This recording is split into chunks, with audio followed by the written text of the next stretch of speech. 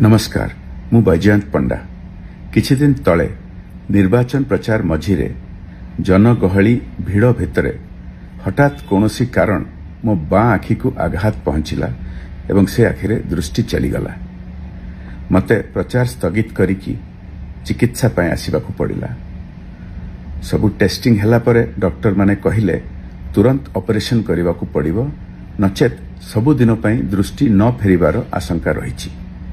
तेणुकरी गतकाली भुवनेश्वर स्थित एलवी प्रसाद इंस्टीट्यूट रे मोर ऑपरेशन हैला एवं आज मु डिस्चार्ज हेली।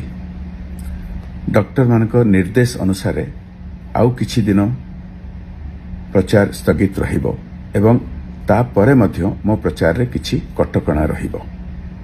एहा आगुरु प्रचार रे तुलसी क्षेत्र सारा अनेक कार्यकर्ता बैठक एवं जनसभा माध्यम रे मु हजार हजार लोकों को भेटी सारी एवं 4टी बड़ रोड शो माध्यम रे अनेक एरिया कवर करी सारी, किंतु आ बहुत जगह को जीवार अच्छी आ बहुत लोकों को भेटिबार अच्छी।